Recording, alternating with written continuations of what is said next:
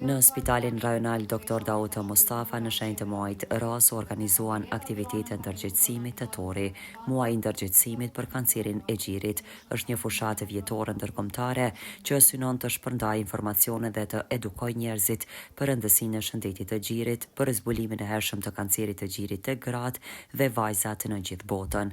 Në takimin e sotëm të këtij aktiviteti fillimisht ka përshëndetur doktoresha Fatmire Braha, kryesuese e Këshillit Profesional të këtij spitali, e cila ka folur për kancerin e gjirit. Kjo sëmundje nuk e prek vetëm personin e një familje, e prek edhe gjithë familjen. Me personin e sëmur, gjithë familja është në vuajtje dhe është me të vërtet një sfidë e cila vështirë kalohet, por besoj se të gjithë së bashku do të kemi mundësi që sa do pak të zbusim këto probleme që bashkarisht ta luftojmë dhe vitin tjetër në takimin e tetorit të muajit roz të dalim me suksese të cilat do të flasim se ne të gjithë kemi luftuar së bashku dhe ja kemi dalë. Kurse drejtori i përgjithshëm i spitalit Osman Hajdari ka përshëndetur stafin udhëheqës të këtij spitali dhe ka falendëruar gatishmërinë e punës që po e bëjnë. Kjo tha le të shërbejë si një kujtesë për çdo ditë pune për secilin prej nesh. Kanceri i gjirit është një sfidë shëndetësore në nivel botror që prek mijëra gra çdo vit, duke përfshirë nënat tona, motrat tona, bashkëshortet tona, miket tona, por shpesh herë asaj që shumë pak i kushtohet rëndësi është për gjithë ata të cilët i qëndrojnë në krah këtyre që e përjetojnë ose e kalojnë këtë sëmundje. E që janë kryesisht stafi shëndetësor, teknikët, infermierët, familjarët dhe kushdo që jep mbështetje në këtë luftë të cilën ato ballafaqohen. Si drejtues i këtij institucioni, ju falenderoj për punën e palodhur që bani çdo vit, për humanizmin që tregoni ndaj çdo pacienti dhe njëkohësisht për profesionalizmin që ballafaqohej me sfida të mëdha si kjo që sot po diskutojmë.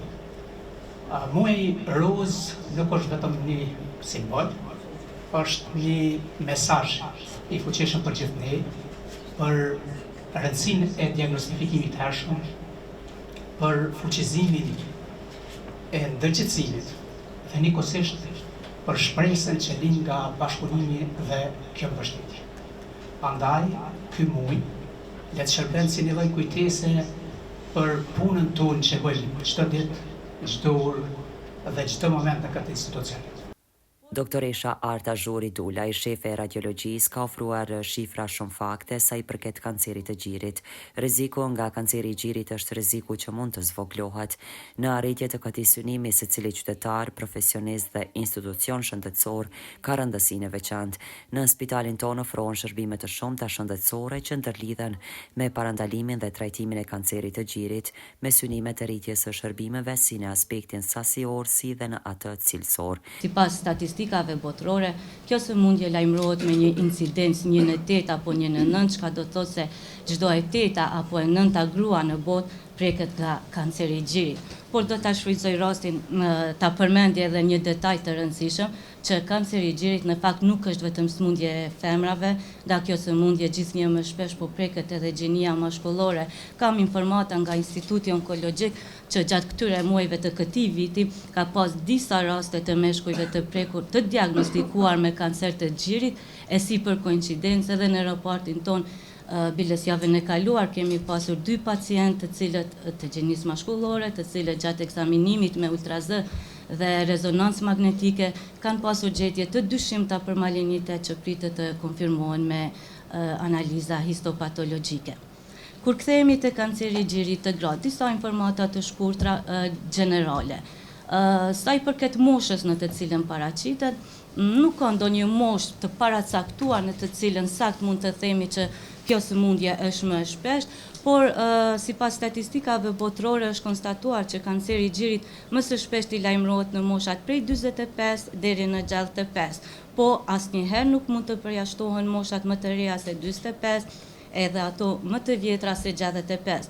Dhe pikrisht është problemi tek moshat e reja, sepse studimet e fundit po tregojnë që kanceri i gjirit gjithnjë më shpesh po paraqitet tek moshat e reja. Domethënë nën 45 vjeçare, në çka kanë ndikuar disa faktorë. Duke filluar këtu nga rritja e gjatësisë, nga jeta sedentare, përdorimi i alkoolit, përdorimi i duhanit, pastaj përdorimi i hormoneve, qoftë si kontraceptiv, qoftë si terapi hormonale për trajtimin e simptomeve gjatë menopauzës, lindjet e vonshme, mungesa e lindjeve, mos ushqyerja me gjë, domethënë janë gjithë këta faktorë të cilët kanë ndikuar që kjo sëmundje të lajmërohet në moshat të reja.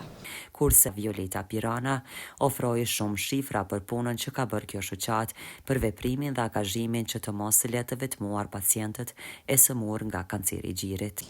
Përndryshe edhe unë jam vetë e mbijetuara e kancerit gjirit, që prej 2016 dhe themelimi i shoqatës Renesansa është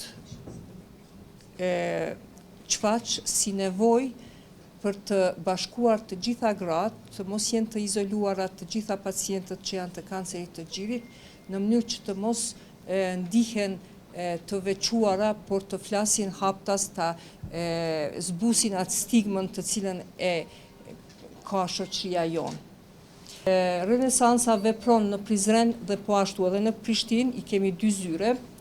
Qëllimin e kemi pra asnjë grua të mos ndjehet e vetme në rrugtimin me kancer. Prej vitit 2017, shoqata jonë ka ndihmuar më tepër se 1000 rasteve me kancer të gjirit në mbar Kosovë.